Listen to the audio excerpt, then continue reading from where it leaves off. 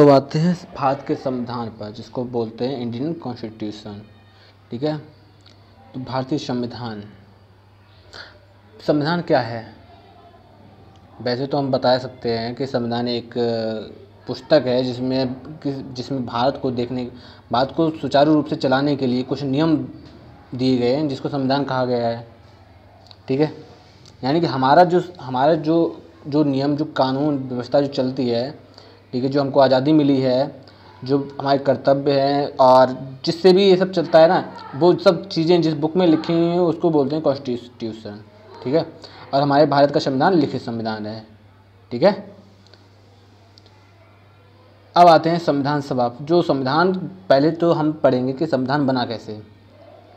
ठीक है, जो संविधान है, जो पुस्तक लिखी है जिसमें ये सारे दिए गए हैं, जिसमें डॉक्टर भीमराव अम्बेडकर ने साइन किया था, ठीक है, वो पुस्तक लिखी कैसे गई है, उस पुस्तक को हम देखते हैं। वो सिर्फ एक पुस्तक नहीं है, बहुत कुछ है। ठीक है, तो संविधान, उस पुस्तक को लिखने के लिए संविधान सभा बनाई गई थी। ठीक है, इस संविधान सभा का काम क्या था कि संविधान सभा का, जैसे कि संविधान के अंतर्गत क्या क्या हमें डालना है, किन किन चीज़ों को ध्यान रखना है, किन किन चीज़ों को, जैसे कि हम अगर बाई चांस एक कंट्री है, एक देश है और उसको हम चलाएंगे, कुछ नियम बनाएंगे, कानून बनाएंगे कुछ। ठीक है, और जैसे कि जो नागरिक है ना, उनका सरकार पर और सरकार का नागरिक पर, दोनों का एक दूसरे पर कंट्रोल रहे। ठीक है, ये सब जो नियम कानून हवा हवाई तो है नहीं कि जब बोल दिया हो गया। तो इनको लिखित रूप दे दिया, और वो लिखित रूप देने के लिए संविधान सभा का गठन किया गया। और संविधान सभा का काम था कि उस संविधान में क्या क्या चीज़ें होनी चाहिए। हमारे देश में संविधान में हम क्या क्या चीज़ें लिखें, ठीक है, क्या क्या हम बनाएं, क्या क्या आयोग बनाएं, क्या नियम बनाएं। ठीक है, इन सब के लिए संविधान सभा आई। और संविधान सभा की प्रथम बैठक कब हुई? 9 दिसंबर 1946। क्वेश्चन पूछा जाता है कि संविधान सभा की प्रथम बैठक कब हुई, तो 9 दिसंबर 1946। 1946 तो एक छोटा सा क्वेश्चन है, जैसे कि बाई चांस कभी एग्जाम में आ जाए कि 1946 क्या है। 1946 मानते हैं, लेकिन आज प्रेजेंट टाइम में 9 दिसंबर की सबसे ज़्यादा ज़रूरत है। मतलब आप इस चीज़ को भूल नहीं सकते हो। तो संविधान सभा की प्रथम बैठक कब हुई? 9 दिसंबर 1946। पहले अस्थायी अध्यक्ष डॉक्टर सच्चिदानंद सिन्हा थे। अस्थायी अध्यक्ष मतलब, देखो, कभी कभी ऐसा होता है कि तुम्हारी फैमिली में तुम्हारे जैसे पापा मम्मी है, अच्छा चलो ठीक है, बाबा है। कभी कभी ऐसा होता होगा कि पापा और बाबा दोनों लोग बैठे हैं। ठीक है, सबसे ज़्यादा किसकी चलती है? पापा की चलती है, बाबा की चलती है? पापा की चलती है, बाबा की? बाबा की चलती है, क्योंकि बाबा बड़े हैं और क्योंकि पापा से बाबा बने हैं, मतलब बाबा से पापा बने हैं। ठीक है, लेकिन अगर पापा ना हो, कोई भी फैसला लेने का टाइम आया और वहाँ पे पापा ना हो, तब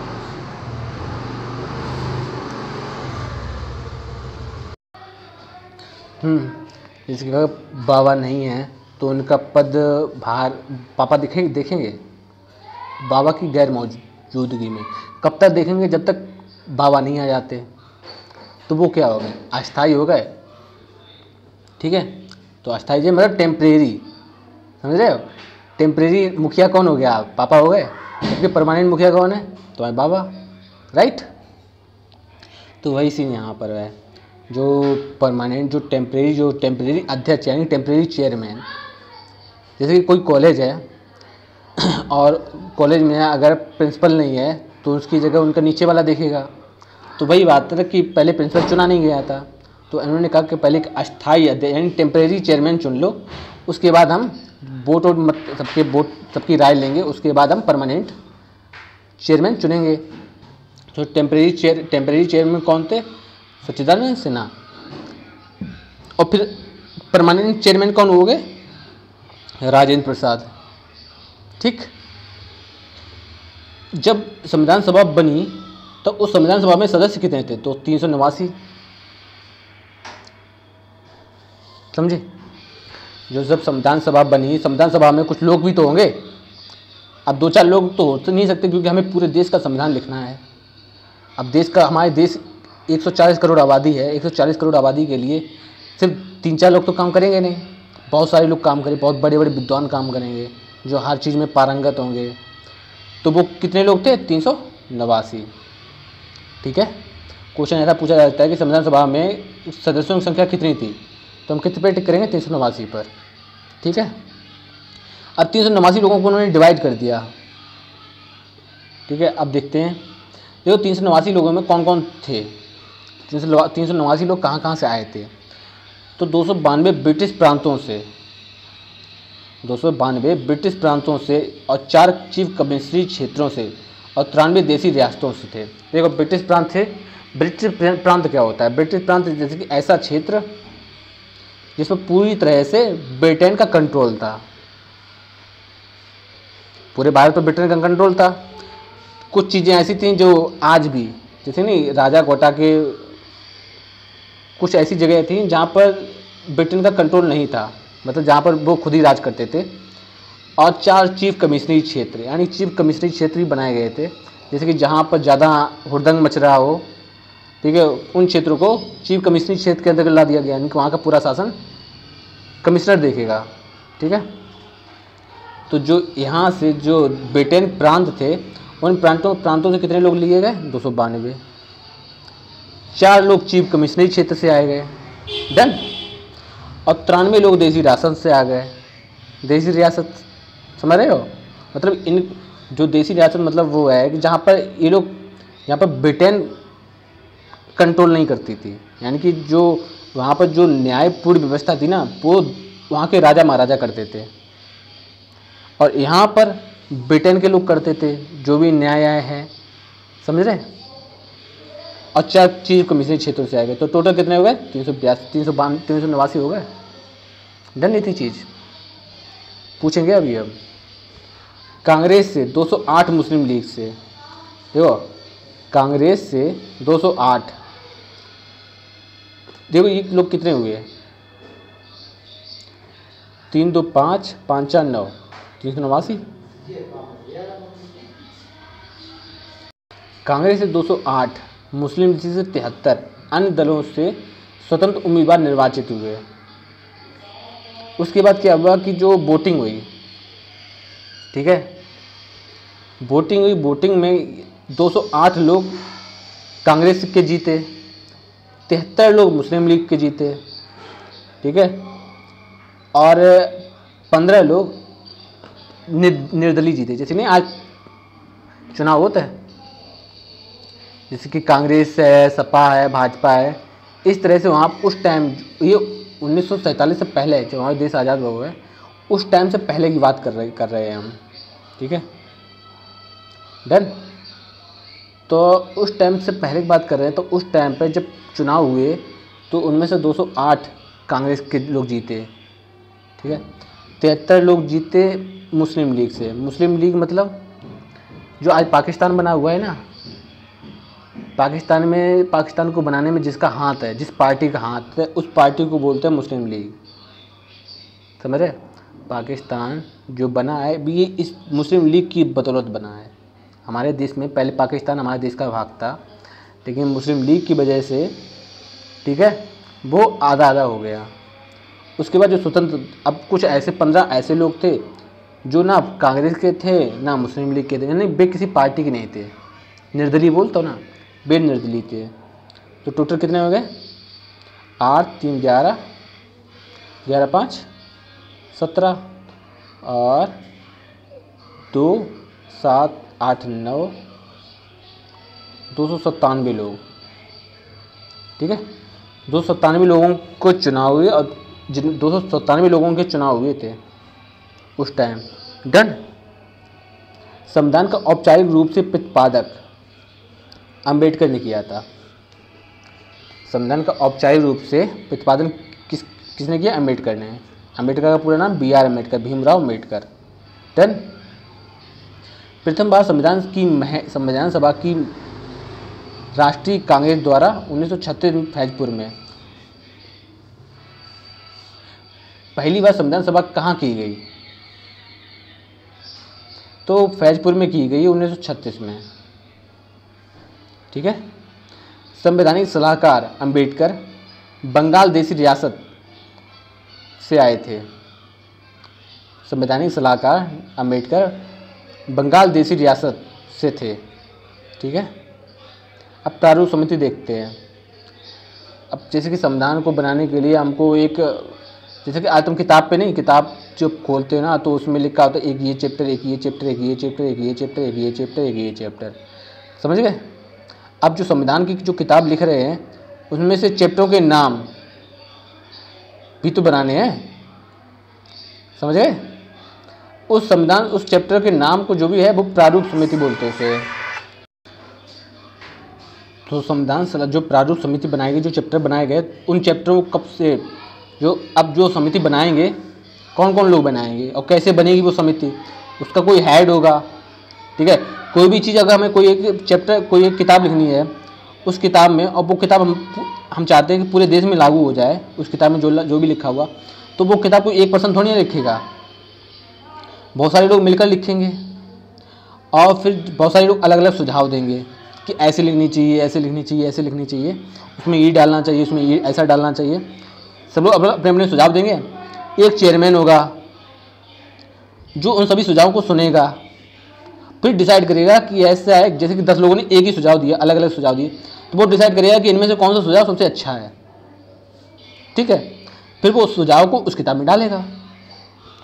तो वो जो संविधान के प्रारूप समिति के समक्ष प्रस्तावना का प्रस्ताव जवाहरलाल नेहरू ने डाला। ठीक है, प्रारूप समिति का गठन कब हुआ? 29 अगस्त 1947 को। प्रारूप समिति का गठन 29 अगस्त 1947, 15 अगस्त 1947 को हमारा देश आज़ाद हो गया।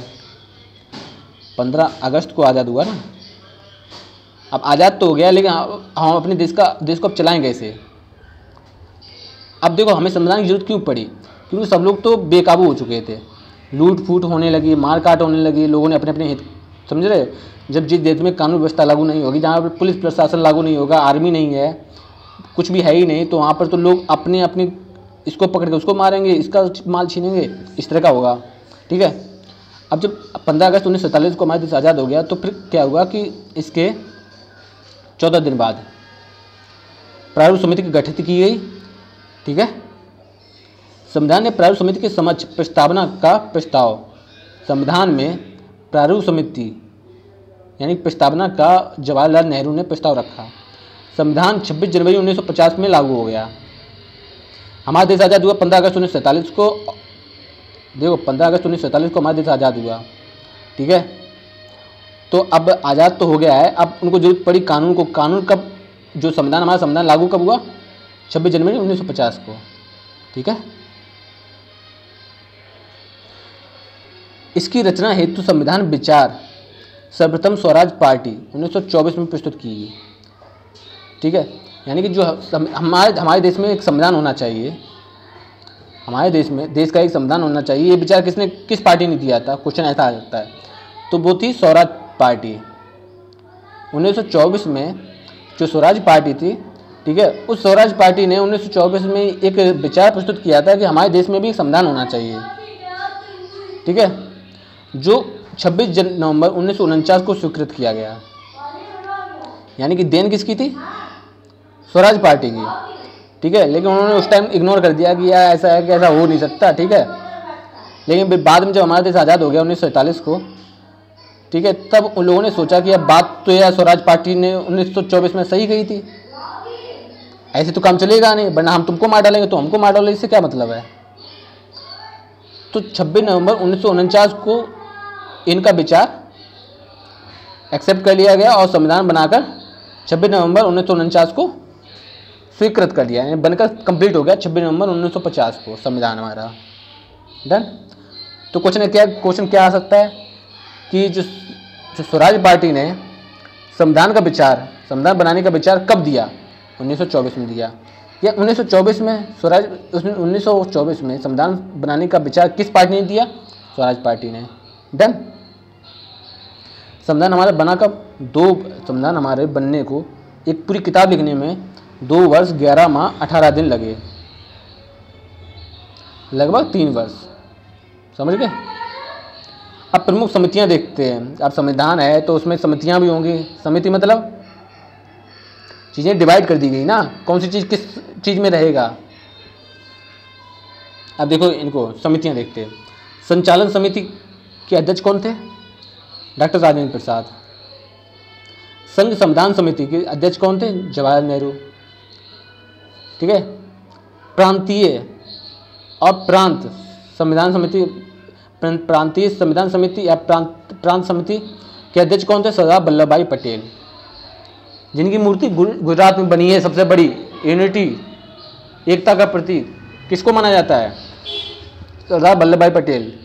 इनको एकता का प्रतीक क्यों माना जाता है? कि उन्होंने, ऐसा था ये उस टाइम जो 1947 के बाद जब हमारा देश आज़ाद हुआ उसके बाद ये इनको बनाया गया गृह मंत्री। ठीक है। उसके बाद क्या हुआ कि जो, जैसे कि इन्होंने कहा कि ऐसा है कि सबको, जितने भी राज्य हैं उन सबको एक कर दो। अब एक कैसे करते हैं? अब कुछ तो भाई राजा महाराजा थे, अब वे तुम्हारी आधिपत्य स्वीकार क्यों करें? समझे? तो नहीं कि अरे ऐसा नहीं होगा, हम अपना राज्य, जैसे कि हम कानपुर के राजा हैं, कोई हमारे पास आए और जा कहते कि अपना राज्य हमें दे दो, और हम तो पेंशन देते रहे हैं, लेकिन अपना राज्य तुम राजा नहीं कहलाए हो, तुम बस नाम के ही राजा हो, बाकी सारी चीज़ें हम दिखे हैं। तो भाई लोगों ने मना कर दी, कैसे हम राजा हैं, हम अपना कानून व्यवस्था हम दिखे, तुम खुद कौन हो? तो ये लिए आर्मी, लिए और उनसे राज्य छीन लो, उन्हें बजाय दो। जो खुद मिली, जिन्हें खुद मिल गए उन्हें छोड़ दो, और जो नहीं मिले उन पर कब्जा कर लो। इसीलिए इन्हें एकता का प्रतीक मानते हैं, इन्हें पूरे देश को एक कर दो। डन। प्रारूप समिति देखो, प्रारूप समिति पर पढ़ी कि या ये कौन थे? अंबेडकर। डन। चलो देखें, संविधान सभा की अंतिम बैठक कब हुई? 24 जनवरी 1950 को। संविधान सभा की अंतिम बैठक कब हुई? 24 जनवरी 1950 को। संविधान की प्रस्तावना एवं उद्देश्य का देखते हैं। ठीक है। संविधान की प्रस्तावना एवं उद्देश्य का देखो, फिर आते हैं संविधान की प्रस्तावना। अब प्रस्तावना क्या है? जैसे कि जब तुम कोई चीज़ पढ़ते हो, कोई बुक है, तो उसमें दिया जाता है ना कि हम ये बुक क्यों बना रहे हैं, इस बुक में क्या क्या है। जैसे कि हम भारत के लोग, भारत को प्रभुत्व संपन्न, समाजवादी, पंथ निरपेक्ष, ठीक है, ये सब लिखा होता है ना। तो प्रस्तावना की देखो, प्रस्तावना को संविधान की आत्मा की कुंजी कहा जाता है। सिंपल बात है, प्रस्तावना को संविधान की आत्मा कहा जाता है। डन। 42वें संविधान 1976 द्वारा प्रस्तावना में समाजवादी और धर्मनिरपेक्ष अखंडवादी शब्द जोड़े गए थे। ठीक है। जो 42वें संविधान संशोधन, अब जैसे कि एक कोई किताब है, ऐसा नहीं कि उसमें गलतियां नहीं हुई हैं। ठीक है। उस किताब में गलतियां भी हुई हैं, उन्हें सुधारो भी चाहिए। तो जो भी कमी बड़ी रह गई थी वे कब पूरी करी गई? तो एक जो जैसे पहले एक संविधान संशोधन, दूसरा संविधान संशोधन, इस तरह से 42 संविधान संशोधन भये हैं। तो 42वें संविधान संशोधन 1976 में जो हुआ है, 1976 में 42वां संविधान संशोधन हुआ है, उसमें ये 3 शब्द जोड़े गए, समाजवादी, धर्मनिरपेक्ष और अखंडवादी। डन। अब देखते हैं, भारतीय संविधान का सबसे अधिक प्रभावशाली स्रोत भारत शासन अधिनियम 1935 है। अब जैसे ऐसा था कि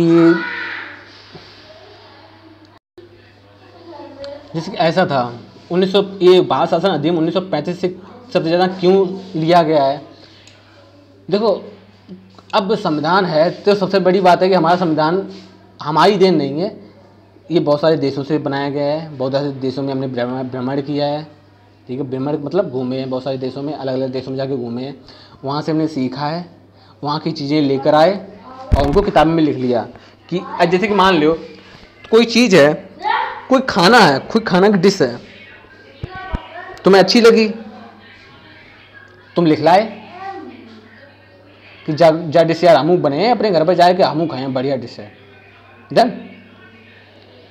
तो अलग अलग जगह गए, अलग अलग लोग, उन लोगों को जैसे जो उन लोगों ने जो देखो, उन्हें जो चीज़ बढ़िया लगी उनने अपनी नोट कर ली और आए भारत में संविधान में लिख लो कि जहाँ चीज़ बढ़िया है। समझ गए? वैसे ही जो जब ब्रिटेन ने भारत शासन अधिनियम 1935 लाए थे, ठीक है, जो ब्रिटिश जब हमारे इंडिया आज़ाद नहीं तो तब, तो भारत शासन अधिनियम 1935 में आओ तो, ठीक है। तो जो हमारे जो देश के लोगों ने उन्हें देखो कि यार ऐसा है 1935 नियम अधिनियम हाथों तो बढ़िया, समझे, 1935 अधिनियम तो बढ़िया, तो ऐसा करो कि यार उससे चीज़ें ले लो कुछ। तो 1935 से बहुत सारी चीज़ें ले ली गई और उन्हें नोट कर लें अपनी संविधान में, समझ गए। मौलिक अधिकार, न्यायिक पुनर्विलोकन, राष्ट्रपति पर महाभियोग अमेरिका से लिया गया है। अब देखो कुछ लोग गए अमेरिका में, तो अमेरिका में उन्होंने देखो है कि सबके पास मौलिक अधिकार हैं, जैसे कि सब फ्रीडम है, सब फ्री हैं, वहाँ पे कोई कुछ भी कर सकता है, कोई ना कोई रोक है ना कोई टोक है, लेकिन अपने दायरे में रह के।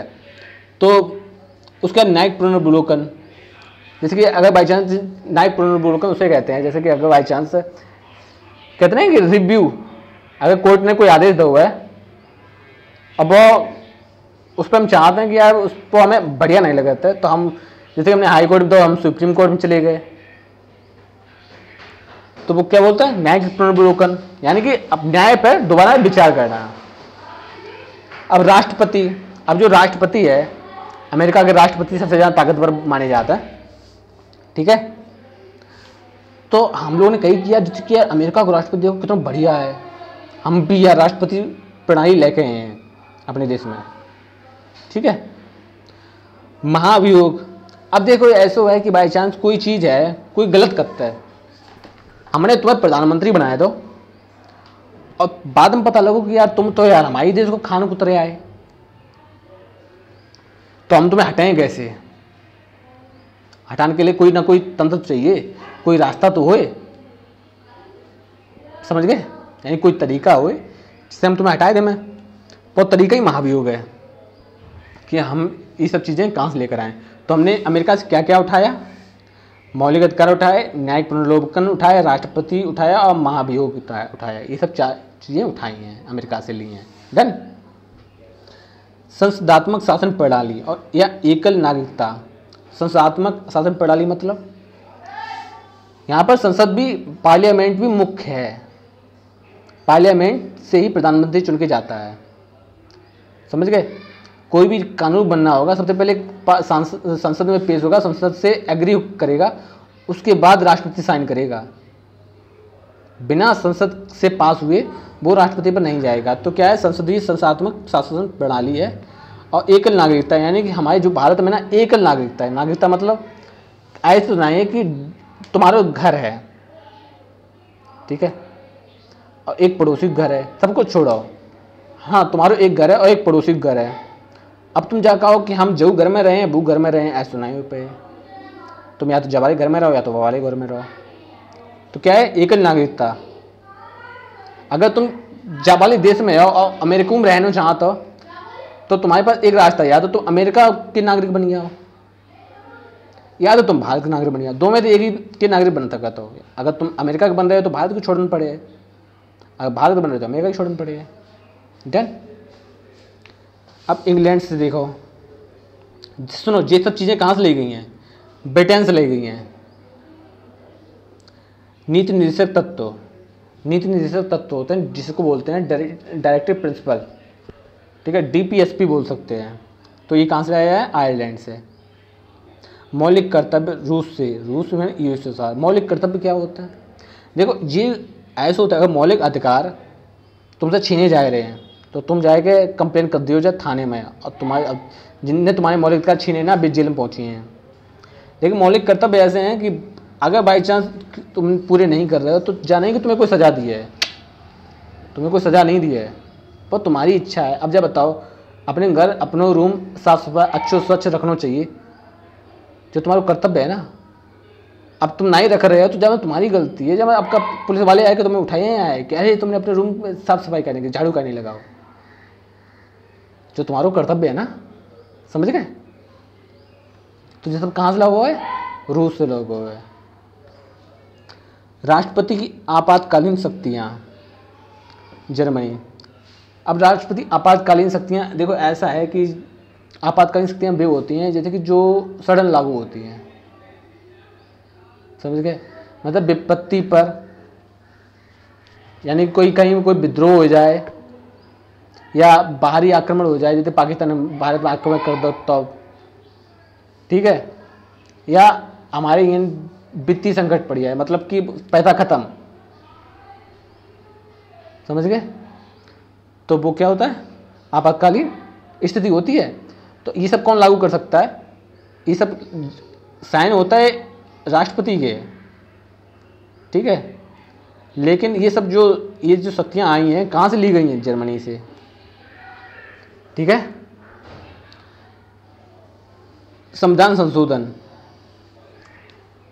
अगर बाई चांस कोई संविधान में कोई गलती आ जाता है तो हम उस गलती को सुधार सकते हैं कि नहीं सुधार सकते हैं। जो सब चीज़ें कहाँ से आई हैं, दक्षिण अफ्रीका से। यानी कि हमें हमारे संविधान में संशोधन करने हैं, हमें हमारे संविधान को ठीक करने हैं, बहुत सारी गलतियाँ आई हैं। जैसे कि तुम देखो, तुमने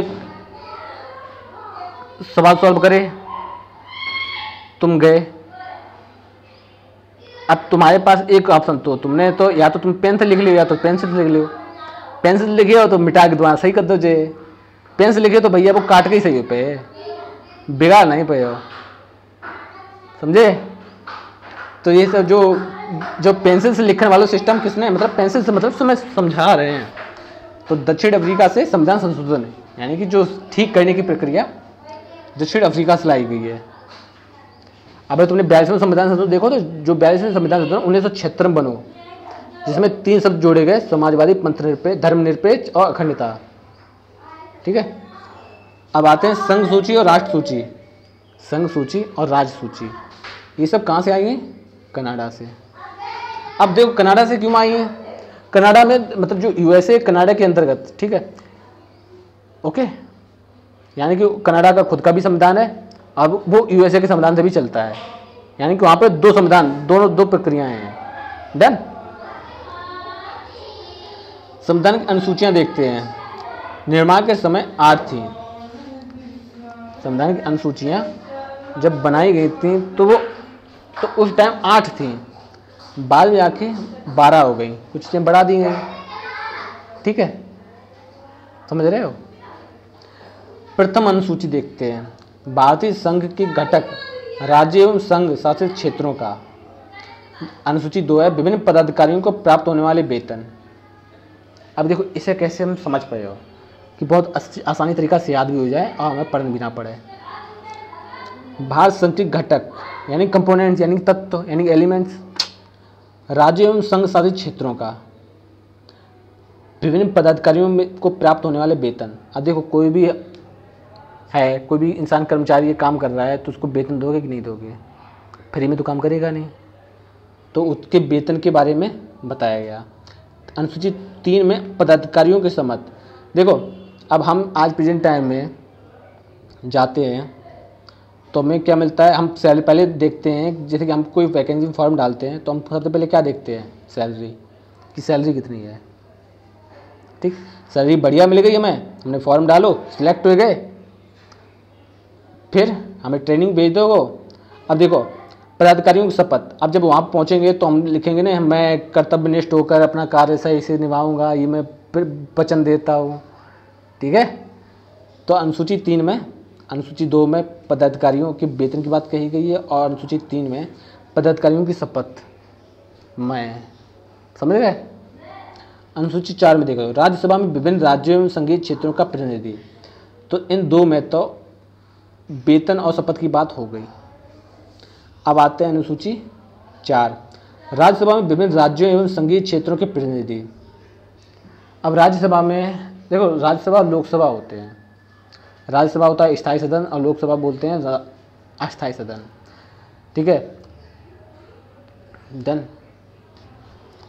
अब इन सब में जैसे कि कोई राज्यसभा है, एक सिस्टम है, राज्यसभा मान लो तुम्हारा स्कूल, ठीक है। तो अब स्कूल में प्रतिनिधि हुए हैं, यानी लोग हुए हैं जो बातचीत करते हैं, वो सब छोड़ो, तुम डिस्कशन रूम है ना तुम्हारे स्कूल में, जहाँ पे क्या पढ़ाने क्या नहीं पढ़ाने, सब चीज़ें की चर्चा करते हैं टीचर्स आपस में, ठीक है, स्टाफ रूम जिसे बोलते हैं। तो वो स्टाफ रूम क्या है? राज्यसभा। और राज्यों और संघीय क्षेत्रों के प्रतिनिधि वहां पे तुमको पढ़ाने वाले टीचर्स होते हैं। तो टीचर्स किस में पहुंच गए? अनुच्छेद 14 में, 4 में। अनुच्छेद 5 में देख दे, विभिन्न अनुसूचित जनजाति प्रशासन एवं नियंत्रण के बारे में, SC ST। तुम SC में आते हो, ST में आते हो? SC हो ना? आओ, तो तुम कौन से में जाओ? अनुच्छेद 5 में। अनुसूची 5 तुम्हारे लिए बनी है, समझी? अनुच्छेद 5 तुम्हारे लिए बनी है। क्या कहा है? विभिन्न अनुसूचित जनजाति प्रशासन के नियंत्रण के बारे में, जैसे कि तुम पर कोई अत्याचार ना कर पाए। अनुसूची 6 में देख तो असम, मेघालय, त्रिपुरा, मिजोरम। ठीक है। अनुच्छेद 7 केंद्र व राज्यों के बीच शक्तियों का बंटवारा। अनुच्छेद 7 में शक्तियों का बंटवारा किया गया है, किसके बीच? केंद्र और राज्य के बीच। अब जैसे कि कुछ चीज़ें ऐसी हैं जिस पर सिर्फ केंद्र सरकार टैक्स लेती है, राज्य सरकार नहीं लेती है। कुछ चीज़ें ऐसी हैं जिसमें राज्य सरकार टैक्स लेती है, केंद्र सरकार नहीं लेती, और कुछ चीज़ें ऐसी हैं जिसमें दोनों लोग टैक्स लेते हैं। तो ये सब किस में है? अनुच्छेद 7 में। चलो मान लियो तुम्हारे बाबा पापा, तुम्हारे बाबा को कंट्रोल तुम्हारे पूरे घर में है, इनफैक्ट तुम्हारे चाचा भी हुए हैं, तुम्हारे बाबा का कंट्रोल तुम्हारे चाचा के भी घर में है, तुम्हारे पापा के घर में भी इस समय है, लेकिन तुम्हारे पापा का कंट्रोल सिर्फ तुम्हारे घर में हुए है। समझ गए? तो जो तो बंटवारा कितने करो? अनुच्छेद 7 में है। तुम्हारे बाबा सभी हुक्म देते करते हैं, लेकिन तुम्हारे पापा से अपने परिवार को हुक्म देते करते हैं। जिस बंटवारा किस मतलब किस अनुसूची में बहु है? अनुसूची 7 में। समझ गए? अनुच्छेद 8 देते हैं, 3 सूची में बांटा गया है, केंद्र सूची, राज्य सूची और संवर्ती सूची। और संवर्ती सूची का प्रावधान जम्मू कश्मीर में। संवर्ती सूची यानी जम्मू कश्मीर में केंद्र भी कानून बना सकती है और राज्य भी। ठीक है। तो एक पहली बात है कि 3 सूची देखो। अब इन 3 सूची में केंद्र सूची, राज्य सूची और संवर्ती सूची। देखो केंद्र में भाई बताया कि कुछ मतलब कि कुछ ऐसी चीज़ें हैं जिसमें नियम कानून तुम्हारे बाबा बने हैं, और तुम्हारे बाबा बने हैं तो तुम्हारे पापा को फॉलो करने पड़ेगा। लेकिन अगर तुम और कुछ चीज़ें ऐसी हैं जिसमें कानून तुम्हारे पापा बने हैं तो भले उन फॉलो ना करें, लेकिन तुम्हें फॉलो करना पड़ेगा। और कुछ चीज़ें ऐसी हैं जिसमें तुम्हारे पापा बनाया था करते हैं, तुम्हारे बाबू बनाया था करते हैं। अब तुम लेट आ रहे हो घर में तो तुम्हारे पापू चल रहे हैं, तुम्हारे बाबू चल रहे हैं। समझ रहे? डन। भारत में प्रेजेंट टाइम में भाषाएं 22। ठीक है। हिंदी, ठीक है, हिंदी कब अपनाई गई है? 14 सितंबर 1949 को। समझ गए 3 चीज? अनुसूची 9 में देखो, भारत राज्यों द्वारा संपत्ति के अधिग्रहण का, देखो संपत्ति का अधिग्रहण कौन सी अनुसूची में? अनुसूची 9 में। 10 में दल बदल से संबंधित प्रावधान। दल बदल मतलब कुछ चीज़ें ऐसी होती हैं जैसे कि तुम्हारी पार्टी बनी, तुमने पार्टी बदल ली। समझे? तो जो क्या सीन है? दल बदल। तो है अनुच्छेद 10 में। अनुसूची 11 में देखो, पंचायती राज व्यवस्था। अनुसूची 12 में शहरी क्षेत्र के स्थानीय स्वशासन संस्थाओं का। अब पंचायती राज व्यवस्था मान लो, अब जो चुनाव हुए थे ना तुम्हारे पार्षद वाले, जिनमें तुम्हारे मम्मी पापा ने वोट दो ये, तो वो कौन सी अनुसूची के अंतर्गत आता है? अनुसूची 12 के अंतर्गत। और जो गांव बनता ना, पंचायत, नगर पंचायत, जिला पंचायत, अब चेयरमैन बने हैं ना, अनुसूची 11 में। समझ गए? दल बदल 10 में, संपत्ति अधिग्रहण 9 में, भाषाएं 22। हिंदी कब बनी? 14 सितंबर 1949 को। समझे? इसी चीज़ें डन है। अब देखते हैं संविधान भाग अनुच्छेद देखते हैं। अनुच्छेद 1 से लेकर 4 तक भाग हैं जी। भाग कितने हैं? भाग हैं 22। ठीक है।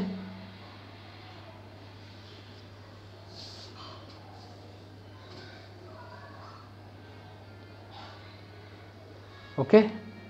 भाग है 22। 1 से लेकर 4 तक अनुच्छेद में संघ और उसके राज्य क्षेत्र आते हैं।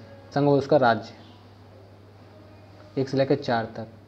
जैसे कि पहले अनुच्छेद 1 में कही गई कि भारत राज्यों का एक संघ है। भारत राज्यों का एक संघ मतलब क्या है? तो राज्यों से मिलकर बना है भारत, समझ गए।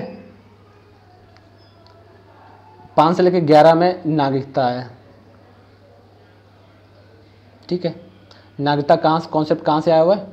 ब्रिटिश से। 12 से लेकर 35 तक कहाँ पे है? मौलिक अधिकार अमेरिका से ले गए हैं, बताया था ना। मौलिक अधिकार, महाभियोग, राष्ट्रपति, याद है? कहाँ से लिया गया था? अमेरिका से। और नागरिकता का संबंध कहाँ से लिया गया? ब्रिटेन से। 36 से लेकर 51 तक नीति निर्देशक तत्व आते हैं। 36 से लेकर 51 तक, अनुच्छेद 36 से लेकर 51 तक, ठीक है। सबसे ज़्यादा इंपॉर्टेंट क्या है? ये वाला क्वेश्चन ऐसा पूछा जाता है कि 12 से लेकर 35 तक, क्वेश्चन सबको ज़्यादा छोड़ो, क्वेश्चन ऐसा पूछा जाता है कि भाग 3 के अंतर्गत क्या आता है? तो भाग 3 के अंतर्गत मौलिक अधिकार आते हैं। भाग 3 कहाँ से कहाँ लेकर कहाँ तक है? तो भाग 3 है 12 से लेकर, अनुच्छेद 12 से लेकर 35 तक, ठीक है। क्वेश्चन ऐसा पूछा जाता है कि भाग 2 के अंतर्गत क्या आता है? तो भाग 2 के अंदर क्या आता है? भाग 2 के अंदर क्या आता है? नागरिकता। नागरिकता कहाँ से ली गई है? नागरिकता ब्रिटेन से ली गई है, ठीक है। भाग 2 के अंतर्गत अनुच्छेद कितने आते हैं? तो अनुच्छेद आते हैं 5 से लेकर 11 तक, चीजें डन। क्वेश्चन पूछा जाता है कि भाग 4 के अंतर्गत क्या आता है? भाग 4 के अंदर नीति निर्देशक तत्व आते हैं, डीपीएसपी जिसे बोलते हैं। और डीपीएसपी कहाँ से लिया गया है? आयरलैंड से, ठीक है। ये कहाँ है? 36 से लेकर 51 तक। अनुच्छेद भाग 4 का क्वेश्चन ऐसा पूछा जाता है, भाग 4 का में क्या आता है? तो भाग 4 का में आता है मूल कर्तव्य, समझ गए। तुम्हें डंडा नहीं मरे कोई अगर तुम गलत कर रहे हो तो ये किस में आएगा? 51 का के अंतर्गत। अनुच्छेद 51 का है जिसमें लिखो हुआ है मौलिक कर्तव्य के बारे में कि हमको क्या नहीं करना चाहिए, हमें क्या पालन करना चाहिए। जैसे हमें अपने देश के राष्ट्रगान का सम्मान करना चाहिए। अब तुम नहीं कर रहे हो, जगह मुझे थोड़ा है कि हम तुम्हें पिटें भाई, जो तुम्हारा फर्ज है जिस देश में तुम रह रहे हो, समझे। भाग 5 में देखते हो, भाग 5 में अनुच्छेद 52 से लेकर 151 तक, तो इसमें है संघ। और अनुच्छेद 152 से लेकर 237 तक है राज्य। देखो इसको कैसे याद रखें? संघ और राज्य। तो 52 से 51, 51 से 237, ठीक। भाग 7 में देखो 238, पहली अनुसूची के भाग खा। अनुच्छेद 8 में देखो 239, 242 संघ राज्य क्षेत्र। क्वेश्चन ऐसा पूछा जाता है कि संघ राज्य क्षेत्र कौन से भाग में आता है? तो संघ राज्य क्षेत्र आता है अनुच्छेद मतलब भाग 8 में, ठीक है। कब से लेकर कब तक है? अनुच्छेद 239 लेकर 242 तक। ये इंपॉर्टेंट है, ऊपर वाला भी इंपॉर्टेंट है लेकिन ये भी इंपॉर्टेंट है। क्वेश्चन ऐसा पूछा जाता है कि पंचायती राज पंचायत किस भाग के अंतर्गत आती है? तो पंचायत आती है 9 भाग के अंतर्गत। और किस अनुसूची के अंतर्गत आती है? तो अनुसूची 11 पंचायती राज व्यवस्था और नागरिक, समझे, वो है अनुसूची 12 में। लेकिन अगर भाग की बात की जाए, भाग और अनुसूची में अंतर है। भाग की बात की जाए तो भाग है भाग 9, अनुच्छेद हैं 243 और 243 का, ठीक है। नगर पालिका में चुनाव हुए थे, नगर पालिका वाले, ठीक है। तो वो भाग 9 का के अंतर्गत आता है। और ये है 243 से लेकर 244 तक। तुम्हारा एरिया अनुसूचित जनजाति क्षेत्र SC/ST किस भाग में आते हैं? 10 में, अनुच्छेद 244 जो तुम्हारे लिए है।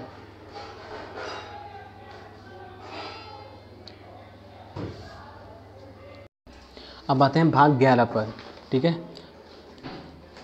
तो भाग 11 कह रहा है कि 245 लेकर 263 तक है भाग 11। इस भाग 11 में संघ और राज्यों के बीच का संबंध बताया गया है। जैसे कि अब ऐसा है कि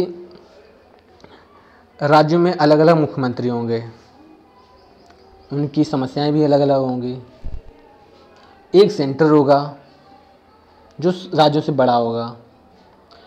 अब इन दोनों के बीच संबंध कैसे ठीक हों, जैसे कुछ संबंध खराब हो गए तो वो संबंध खराब ना हो कभी, तो इसके लिए 245 से लेकर 263 तक बातें कही गई हैं। ये भाग में आते हैं 11 में। अब आते हैं भाग 12 में 264 से लेकर 300 तक के प्रावधान हैं, अनुच्छेद हैं 264 से लेकर 300 तक। और इसमें वित्त संपत्ति संविधाएँ हैं, यानी जो फाइनेंशियल प्रॉपर्टी संबंधी हैं वो सब बातें कही हैं भाग 12 में 264 से लेकर 300 के बीच। भाग 13 में कही है 301 से लेकर 307, यानी टोटल कितने हैं 6 आर्टिकल हैं भाग 13 में। इनमें भारत के राज्य क्षेत्र के भीतर व्यापार, वाणिज्य और संभाग, मतलब जो भारत के राज्य क्षेत्र हैं, जैसे राज्य है इनमें व्यापार वाला सीन है, ठीक है, यानी कि चीज़ें यहाँ से ले जाना वहाँ से ले आना, ठीक है। ये सब किस में भाग में, भाग 13 में।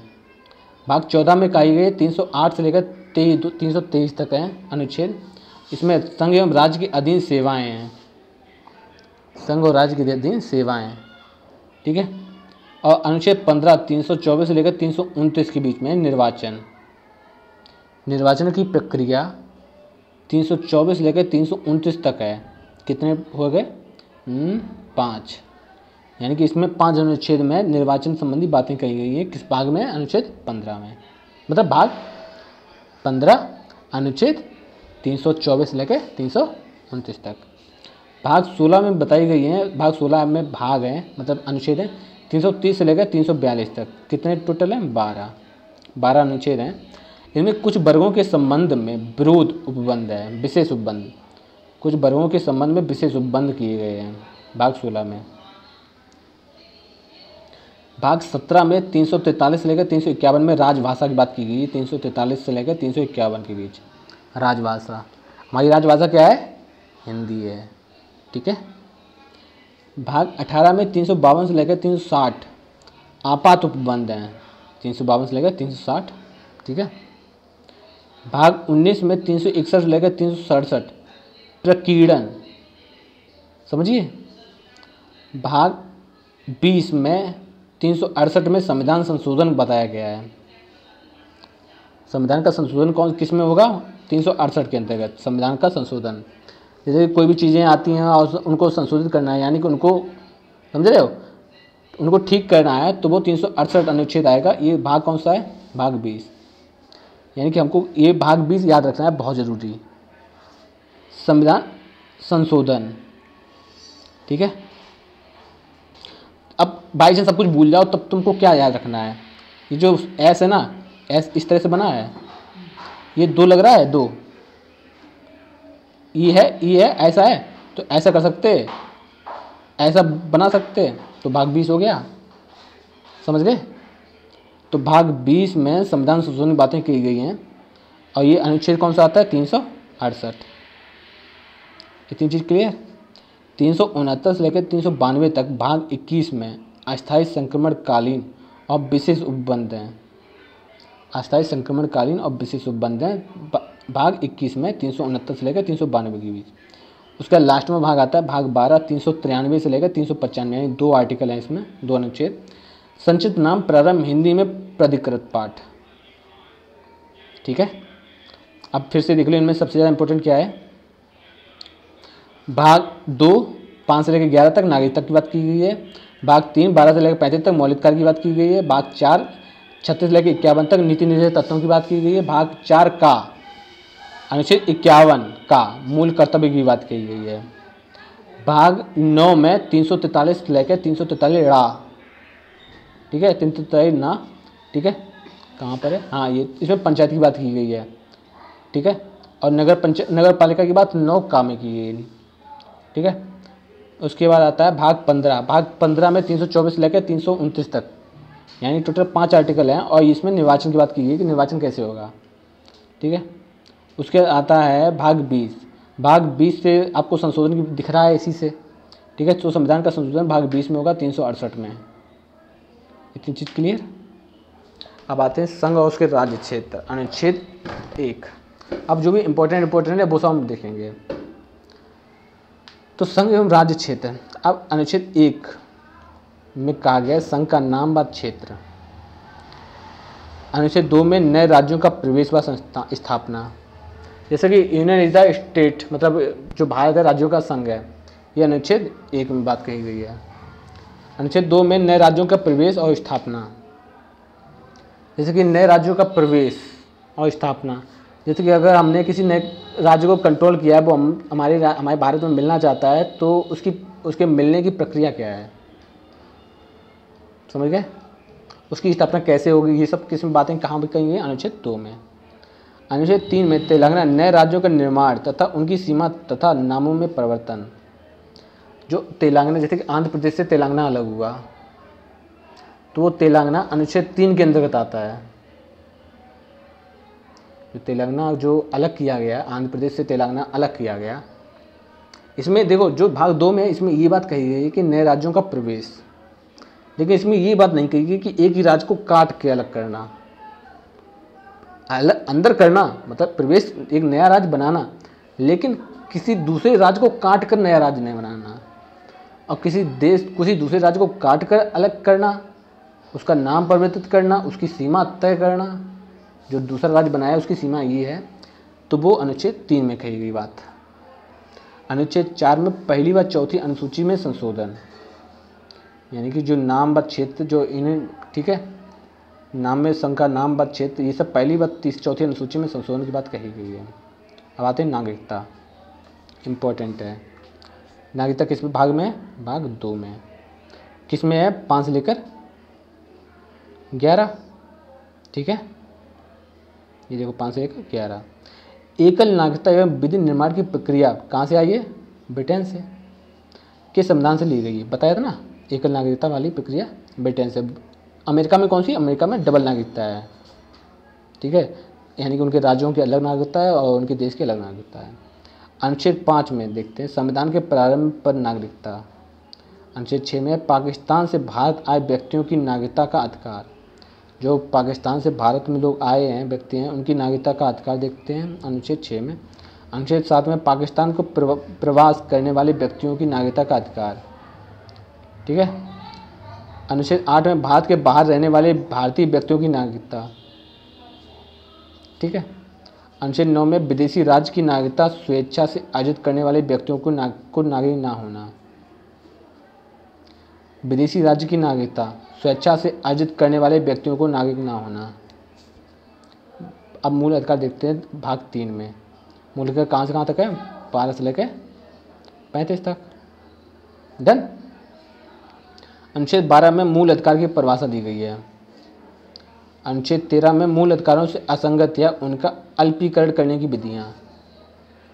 अब देखो 14 से लेकर सबसे ज़्यादा इंपॉर्टेंट क्या है? 14 से लेकर 32 तक आर्टिकल सबसे ज़्यादा इंपॉर्टेंट है, तो हम उनको ही पढ़ेंगे। अब आते हैं अनुच्छेद 14 से लेकर 18 तक, समता का अधिकार। तो समता का अधिकार देखो, इसको हम कैसे याद करेंगे? SSD, ये एक ट्रिक है। SSD, 3, 4, 5, 6, ठीक। देखो समता का अधिकार ऐसे से निकला है, तो विधि के देखो अनुच्छेद 14 में कहा है विधि के समक्ष समानता, यानी कि कानून की दृष्टि से सभी लोग समान हैं। अनुच्छेद 15 में धर्म, मूल, जाति या जन्म स्थान के आधार पर विभेद का प्रतिबंध। जैसे कि आप भारत में रहते हैं, लेकिन आप आए हो केरला से, उत्तर प्रदेश में, तो आपकी भाषा अलग होगी, आपका कल्चर यानी संस्कृति अलग होगी, आपके रहने का तरीका अलग होगा, लेकिन अलग क्या नहीं होगा कि आप भारत के नागरिक हैं। बाकी सब चीज़ें अलग हैं सिवाय इस चीज़ की, ठीक है। डन। तो इस तरह से आपको कोई विभेद नहीं कर सकता है, ठीक है। लोक नियोजन के विषय में अवसर की समानता। लोक नियोजन के विषय में अवसर की समानता। नौकरियां निकली हैं, फार्म आप भी डाल सकते हो, जैसे सब डाल सकते हैं। हाँ, उनका रिजर्वेशन होगा, जो रिजर्वेशन होता है ना, तो वो रिजर्वेशन उनका होगा, आपका नहीं होगा, लेकिन फॉर्म आप डाल सकते हो, आपको कोई मना नहीं करेगा फॉर्म डालने के लिए। अल्प अस्पृश्यता की समानता अनुच्छेद 17 में कही गई, बहुत इंपॉर्टेंट चीज़ है। अस्पृश्यता का अंत जिसे बोलते हैं। पहले होता था छुआछूत, अब ऐसा नहीं होता है। पहले ऐसा होता था कि जो उच्च कास्ट वाले भी नीची कास्ट वाले के यहाँ खाना नहीं खाते थे, उनको वो नीची कास्ट वाले का छू भी लें तो उनका बहुत बुरा हाल करते थे ऊंची कास्ट वाले। अब ऐसा कुछ भी नहीं है, ये सब का अंत हो गया है। जिसको किस आर्टिकल के अंतर्गत हुआ है? अनुच्छेद 17 के अंतर्गत। तुम एससी हो, तुम जनरल वालों को अब छू सकते हो, उनके साथ बैठ के खाना खा सकते हो। ये सब किस में दिया गया है? अनुच्छेद 17। अगर कोई पर्सन, किसी पर्सन को तुमने गलती से छू लिया और उसने विवाद किया तो तुम उसकी थाने में रिपोर्ट कर सकते हो, उस पर केस दर्ज हो जाएगा और बहुत ज़्यादा उसका नुकसान होगा। किसके अंतर्गत कर सकते हो केस दर्ज? आर्टिकल 17 के अंतर्गत, समझिए। अनुच्छेद 18 देखते हैं, उपाधियों का अंत। उपाधि मतलब सरदार भगत सिंह, महात्मा गांधी, पंडित जी नेहरू, नेताजी सुभाष चंद्र बोस। नेताजी क्या है? उपाधि है जो लोगों ने प्रदान की है, समझे। सरदार वल्लभ भाई पटेल, वल्लभ भाई पटेल नाम है सरदार, ठीक है। तो इन सब का अंत हो गया अनुच्छेद 18 में, यानी कि अब कोई सर्वर नहीं लगाएगा। ये सर अलेक्जेंडर फ्लेमिंग, अब कोई सर्वर नहीं, सबका नाम। हाँ, सर उनके ही लगा सकते जो टीचर हैं या जो सम्मानित हैं, अब वो भी तब जब आपकी मर्जी होगी। अनुच्छेद 19 में अस्पृश्यता, 9 का बाह्य स्वतंत्रता का अधिकार। अनुच्छेद 19 में वाक स्वतंत्रता। अनुच्छेद 19 का में बोलने की आज़ादी है। अब आप किसी से प्रश्न पूछ सकते हो, पहले ऐसा नहीं था। पहले आप प्रश्न नहीं पूछ सकते थे, आपसे सुन सकते थे। अब आप प्रश्न पूछ सकते हो, कैसा क्यों, समझ रहे हो। 20 में, अनुच्छेद 20 में अपराधों के लिए दोष सिद्ध के संबंध में संरक्षण। अनुच्छेद 20 में अपराधों के लिए दोष सिद्ध के संबंध में संरक्षण। पहले ऐसा होता था कि SC/ST वालों को लोग पुलिस पकड़ के ले जाते थे, उनको बहुत मारती थी बिना बताए कि मार क्यों रही है। अब ऐसा नहीं होता, बिना आप बताए। आप पहली बात किसी को पकड़ने जाओगे तो आप उसको बताओगे कि आप उसको पकड़ क्यों रहे हो, उसकी गलती क्या है। अगर आप उसकी गलती नहीं बताओगे तो आपका कोई अधिकार नहीं है आप उसको गिरफ्तार कर पाओ। बिना गलती बताए आप उसको हाथ नहीं लगा सकते। आप उसको पकड़ के थाने में तभी ला सकते हो जब आप उसको बता दोगे कि हम आपको इसलिए पकड़ रहे हैं, आपने ये गलती की है। ये सब किस में है? अनुच्छेद 20 में। अनुच्छेद 21 में प्राण एवं दैहिक स्वतंत्रता का संरक्षण। प्राण एवं दैहिक स्वतंत्रता क्या मतलब है? अगर आप का कोई मर्डर कर रहा है, आपका कोई खून कर रहा है, तो आप फुल आज़ाद हो अपना प्रोटेक्शन करने के लिए, अपना बचाव करने के लिए। आप अपने बचाव के चक्कर में अगर उसको मार भी देते हो तो आप पर कोई केस नहीं होगा, समझ गए। जिसको बोलते हैं प्राण एवं दैहिक स्वतंत्रता का संरक्षण, ठीक है। 21 का में देखा गया है, 21 का, अनुच्छेद 21 का 6 से लेकर 14 साल के बच्चों को निःशुल्क व अनिवार्य शिक्षा। जो प्राइमरी विद्यालय में जो पढ़ते हो ना, 6 से लेकर 14 साल के बच्चों को निःशुल्क फीस ली जाती है? नहीं ली जाती है।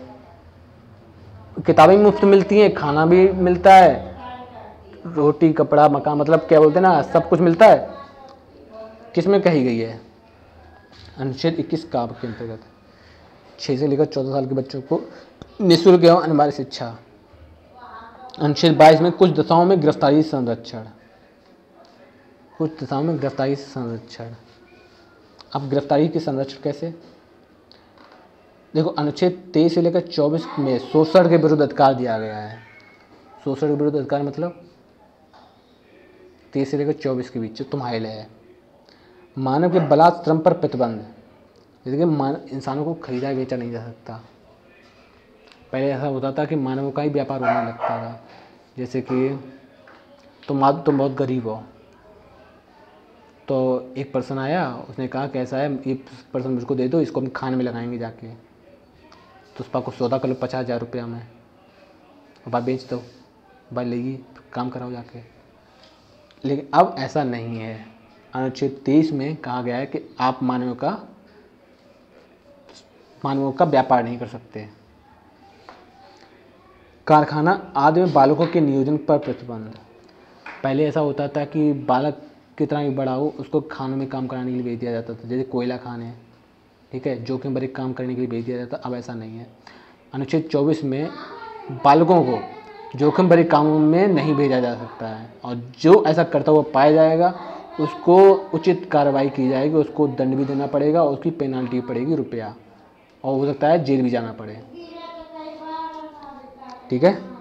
अनुच्छेद 26 धर्म की स्वतंत्रता का अधिकार। अनुच्छेद 26 में धर्म की स्वतंत्रता का अधिकार। अनुच्छेद 25 से लेकर 26 के ये बात कही गई है, धर्म की स्वतंत्रता। अनुच्छेद 25 से लेकर 28 तक, ठीक है। 27 में है अंतःकरण की ओर धन की अबाध रूप से मान आचरण और प्रचार करने की स्वतंत्रता। अंतःकरण की मतलब कि आप अपने धर्म का प्रचार प्रचार कर सकते हो, अनुच्छेद 27 में कहा गया है। 26 में धार्मिक कार्यों के प्रबंधन की स्वतंत्रता है, मतलब ये है कि आप भंडारा नहीं करवाते, जय माता दी जगराता कराता रात में, तो आप अपने धार्मिक कार्यों के प्रबंधन कर सकते हो, आप कोई रोक नहीं सकता। संस्कृति एवं शिक्षा संबंधी अधिकार देखते हैं। संस्कृति एवं शिक्षा संबंधी, संस्कृति मतलब आपका कल्चर, शिक्षा मतलब एजुकेशन, ये सब किसमें कहिए अनुच्छेद 29 से लेकर 31 के बीच। अल्पसंख्यक वर्गों के हितों का संरक्षण, यानी कि जो निम्न जात वाले लोग हैं ना, उनके हितों का संरक्षण अनुच्छेद 29 से लेकर 31 के बीच होता है। शिक्षा संस्थाओं की स्थापना करना, जो ऐसी एसटी लोग हैं जो निम्न कास्ट हैं, वे अपने शिक्षा संबंधी की स्थापना करना, प्रशासन करने के लिए अल्पसंख्यकों का अधिकार है। संवैधानिक उपचारों का अधिकार अनुच्छेद 32 से लेकर 35 तक। अगर आपके मौलिक अधिकारों का कोई उल्लंघन कर रहा है, जो आपका मौलिक अधिकार है, और कोई पर्सन आपसे वो अधिकार छीन रहा है, तो आपके पास ये अस्त्र है कि आप अपने उन अधिकारों का संरक्षण कर सकें, कि आपसे वो अधिकार कोई छीन ना पाए। अब वो कैसे, तो देखते हैं आगे। संवैधानिक उपचारों का अधिकार अनुच्छेद 32 से लेकर 33 तक। 32 में प्रदत्त अधिकारियों की प्रवृत्ति कराने के उपचार, यानी कि आर्टिकल 32 में सुप्रीम कोर्ट है, जिसमें आप जा सकते हो डायरेक्ट और उससे कह सकते हो कि ये हमारा मौलिक अधिकार है और मुझे इसमें संरक्षण चाहिए, फलाने पर्सन हमारे मौलिक अधिकार का हनन कर रहे हैं, कृपया करके उचित मांग की व्यवस्था की जाए। अब वो ऑर्डर देंगे, पहले जांचेंगे कि ये इनके अधिकार में आता है या नहीं आता है। अगर आता होगा तो वहाँ से जारी होगा आदेश, समझ रहे। अब आते हैं भाग 4, जिसको बोलते हैं राज्य के नियंत्रक तत्व, DPSP, ठीक है। अनुच्छेद 36 से लेकर 51 तक। तो अनुच्छेद देखो, जो अब इसमें हम इंपॉर्टेंट वाले ही पढ़ाएंगे, ठीक है। 48 का में पर्यावरण का संरक्षण और संवर्धन और वन एवं वन्य जीवों की रक्षा। देखो, हमारे लिए जैसे हम जरूरी है, वैसे हमारे लिए हमारे पेड़ पौधे भी जरूरी हैं, वन संपदाएं भी जरूरी हैं। पेड़ नहीं होंगे तो ऑक्सीजन नहीं आएगी, पेड़ नहीं होंगे तो चुप जल है वो रुकेगा नहीं। पेड़ है तो जल है तो जीवन है, लेकिन पेड़ है तो हमारे लिए ऑक्सीजन है, ठीक है। वो नहीं तो ऑक्सीजन नहीं, समझे। तो अब हमको जीवित रहने के लिए क्या है, हमको पेड़ भी चाहिए, हमको पर्यावरण का संरक्षण करना होगा, मतलब कि जंगलों को कम काटा जाए, उनको बचाना होगा, ठीक है। और जीवों की रक्षा करनी होगी, से जो भी जीव कम हो जाते हैं, जैसे कि शेर है, कम हो गए तो उनकी रक्षा, उनको बचाने के लिए बहुत सारे पार्क बनाए गए हैं, जैसे कि उन पर कंट्रोल किया जाए, कोई उन्हें मार ना सके। तो ये सब किसके अंतर्गत आता है, 48 का के अंतर्गत, ठीक है। अनुच्छेद 51 अंतर्राष्ट्रीय शांति और सुरक्षा की अभिवृद्धि, ये काफ़ी ज़्यादा इम्पोर्टेंट है, ठीक है। अनुच्छेद 51 अंतर्राष्ट्रीय शांति और सुरक्षा की अभिवृद्धि। अब देखो इसका क्या है, अंतर्राष्ट्रीय शांति और सुरक्षा, युद्ध टाइम, ये आर्टिकल काम करता है अनुच्छेद 51 कि हमें अंतर्राष्ट्रीय शांति बनाए रखनी है, ठीक है, हमें झगड़े नहीं करने हैं, हमको मामला शांति से निपटाना है। अगर कोई विवाद उत्पन्न हो रहा है तो दो देशों के बीच, जैसे हमारा और पाकिस्तान के बीच विवाद उत्पन्न हो रहा है, तो इसका मतलब ये नहीं कि हम तो जाएँ और चढ़ाई कराएँ जाके। अनुच्छेद 51 कहता है कि हमको ऐसा नहीं करना है, हमको शांति बनाए रखनी है। अब आते हैं भाग 4 का मूल कर्तव्य। इस पर आपको कोई दंड नहीं देना पड़ेगा और आप इसके लिए कार्रवाई नहीं कर सकते हो, लेकिन ये ज़रूरी है। तो मूल कर्तव्य 5 में आता है और ये है अनुच्छेद 52 से लेकर 51 तक। ठीक है, मूल कर्तव्य नहीं देखेंगे, भाग 5 देख रहे हैं हम, संघ। ठीक है, भाग 5 संघ देख रहे हैं, अनुच्छेद 52 से लेकर, ठीक है, राष्ट्रपति और उपराष्ट्रपति। देखो अनुच्छेद 51 में राष्ट्रपति और उपराष्ट्रपति की बात कही गई है, और हमारी राष्ट्रपति कौन है? द्रौपदी मुर्मू। ठीक है, इनके पति का नाम क्या है? श्याम मुर्मू। ये कौन थी? टीचर थी। कहाँ की थी? ठीक है, अल्पसंख्यक वर्ग से आई थी, जनजाति समूह से। अनुच्छेद 52 में कहा गया है भारत का राष्ट्रपति प्रथम नागरिक है। भारत का राष्ट्रपति प्रथम नागरिक। हमारे देश का प्रथम नागरिक कौन है? हमारा देश का राष्ट्रपति। जैसे क्या बोलते हैं ना, ठीक है। अनुच्छेद 53 संघ की कार्यपालिका शक्ति। संघ की कार्यपालिका शक्ति किसमें निहित होगी? राष्ट्रपति में निहित होगी। समझ गए? अनुच्छेद 54 में निर्वाचन। अनुच्छेद 56 में पदावधि, यानी कितने टाइम तक रहेंगे, उनकी लिमिट कौन, वो अनुच्छेद 56 के अंतर्गत। अनुच्छेद 57 में पात्रता। ठीक है, यानी राष्ट्रपति की पात्रता क्या होगी, उसकी पदावधि क्या होगी, उसका निर्वाचन कैसे होगा, ये सारे आर्टिकल। ठीक है। अनुच्छेद 60 राष्ट्रपति द्वारा शपथ। राष्ट्रपति शपथ लेगा और शपथ में क्या क्या होगा, और राष्ट्रपति पर महाभियोग, और सेम उपराष्ट्रपति पर भी। सिंपल बात है, राष्ट्रपति महाभियोग अनुच्छेद 61 में लाया जाता है। महाभियोग मतलब अगर राष्ट्रपति पता लगे राष्ट्रपति गुटखा खा के थूक रहा है जगह जगह, तो हम ऐसे इंसान को राष्ट्रपति बनाएंगे? इसका मतलब ये अयोग्य है। इसको यही समझ नहीं है कि हमारे देश का राष्ट्रपति है और ये गुटखा खा के थूक रहा है जगह जगह, और हम कहते हैं कि गुटखा सेहत के लिए हानिकारक है। जब हमारे देश का राष्ट्रपति गुटखा खाएगा तो जनता तो अपने आप ही खाएगी। जब हमारे देश का राष्ट्रपति थूकेगा, जनता भी थूकेगी। इसका मतलब वो अयोग्य है। अयोग्य है तो उसको पद से हटाना पड़ेगा। पद को हटाने के लिए हमको महाभियोग की प्रक्रिया चालू करनी पड़ेगी। और महाभियोग की प्रक्रिया कहाँ से स्टार्ट होगी? अनुच्छेद 51 से। अनुच्छेद 51 किस भाग में आएगा? अनुच्छेद 51 आएगा भाग 5 में। समझ गए? डन। अनुच्छेद 63 देखते हैं, भारत का उपराष्ट्रपति। अनुच्छेद 63 भारत का एक उपराष्ट्रपति होगा। अनुच्छेद 64 में बताएगा उपराष्ट्रपति का राज्यसभा का पदेन सभापति होगा। भारत का एक राष्ट्रपति उपराष्ट्रपति होगा, और उपराष्ट्रपति राज्यसभा का सभापति भी होगा। इसको सैलरी मिलेगी उपराष्ट्रपति के पद के लिए, ना कि सभापति होने के लिए। सैलरी एक ही मिलेगी, काम दो करेगा इंसान, एक काम दो। ठीक है। अनुच्छेद 74 में देखते हैं, राष्ट्रपति को सहायता और सलाह देने के लिए मंत्रिपरिषद होगी। राष्ट्रपति को सलाह और सहायता देने के लिए कौन होगी? एक मंत्रिपरिषद गठित की जाएगी। ठीक है। मंत्रियों के बारे में अन्य उपबंध, भारत का न्यायवादी, महान्यायवादी। अब भारत का महान्यायवादी अनुच्छेद 76 में है, वहाँ का न्यायवादी। भारत सरकार की कार्य का संचालक होता है भारत का न्यायवादी, जिसको बोलते हैं कैग। ठीक है, कैग। ओके।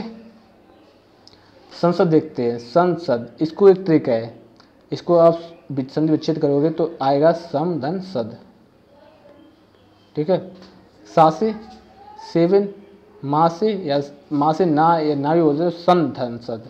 संसद है ना, तो आप इसको ना ही मान लो, संधनसद। तो ये 79 में है संसद। संसद है 79 में, 80 में राज्यसभा और 81 में लोकसभा अनुच्छेद।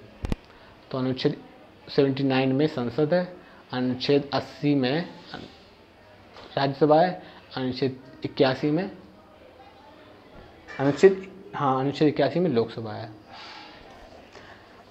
ये स्थायी सदन है। ये किस आर्टिकल में कहा गया है? 250 में।